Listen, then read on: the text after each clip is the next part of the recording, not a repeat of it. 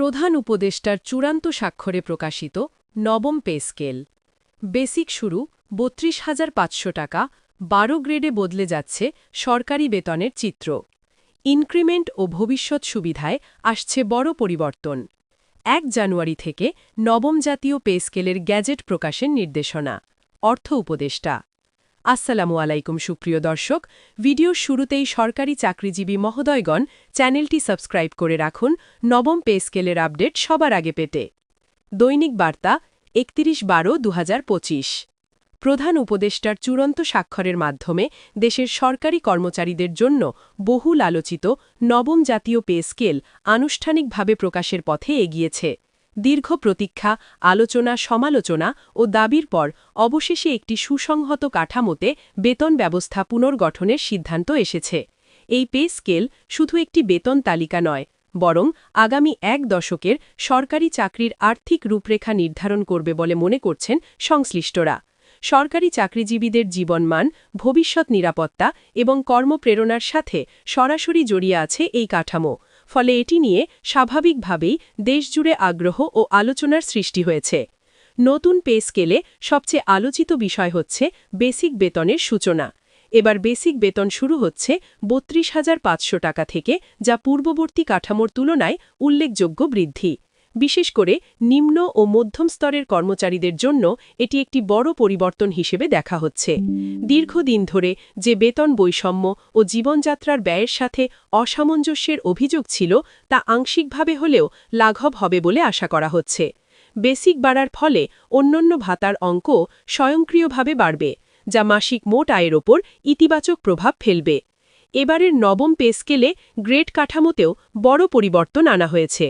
পূর্বের কাঠামোর পরিবর্তে ১২ গ্রেডে সরকারি বেতন পুনর্বিন্যাস করা হয়েছে, যা প্রশাসনিকভাবে একটি বড় সংস্কার হিসেবে বিবেচিত হচ্ছে। এই পরিবর্তনের মাধ্যমে একই দায়িত্ব ও সমমানের কাজের জন্য বেতন বৈষম্য কমানোর চেষ্টা করা হয়েছে। অনেক ক্ষেত্রে পদবি ভিন্ন হলেও কাজের চাপ ও দায়িত্ব কাছাকাছি হওয়ায় নতুন গ্রেড বিন্যাস তা সমন্বয় করবে বলে ধারণা করা হচ্ছে। এতে করে পদোন্নতি ও কেরিয়ার অগ্রগতির পথ আরও স্পষ্ট হবে। ইনক্রিমেন্ট ব্যবস্থায়ও এবার আনা হয়েছে মৌলিক পরিবর্তন।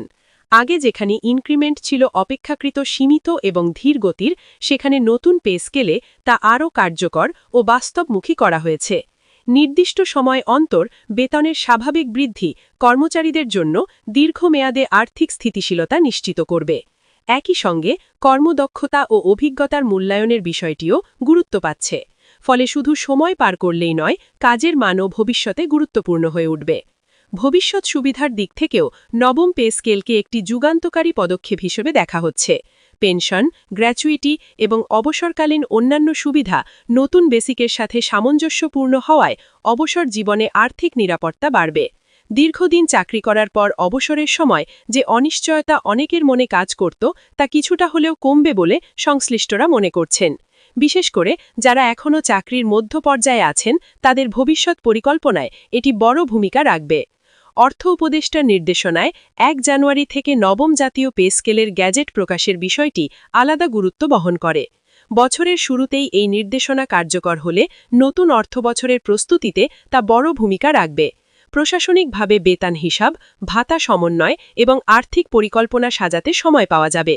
একই সঙ্গে এটি একটি বার্তা দিচ্ছে যে সরকার এই সিদ্ধান্ত বাস্তবায়নে পিছিয়ে নেই। সময়মতো গ্যাজেট প্রকাশ হলে কর্মচারীদের মধ্যে আস্থাও বাড়বে। এই পে স্কেল ঘোষণার পেছনে দীর্ঘ আলোচনার ইতিহাস রয়েছে। বিভিন্ন সংগঠন, ফেডারেশন ও কর্মচারী প্রতিনিধিরা দীর্ঘদিন ধরে বেতন কাঠামো সংস্কারের দাবি জানিয়ে আসছিলেন। তাদের দাবি, বর্তমান বাজার দর ও জীবনযাত্রার ব্যয়ের সাথে পুরনো বেতন কাঠামো সম্পূর্ণ বেমানান হয়ে পড়েছিল। সেই প্রেক্ষাপটেই সরকার এই সংস্কারের পথে এগোয়। ফলে এটি শুধু প্রশাসনিক সিদ্ধান্ত নয়, বরং দীর্ঘদিনের চাপ ও বাস্তবতার প্রতিফলন। নবম পে স্কেল বাস্তবায়নের ফলে সরকারি চাকরির প্রতি তরুণদের আগ্রহ আরও বাড়বে বলে ধারণা করা হচ্ছে। প্রতিযোগিতামূলক বেতন কাঠামো না থাকায় অনেক মেধাবী তরুণ বেসরকারি খাতে ঝুঁকে পড়ছিলেন। নতুন বেতন ও সুবিধা কাঠামো সরকারি চাকরিকে আবারও আকর্ষণীয় করে তুলতে পারে।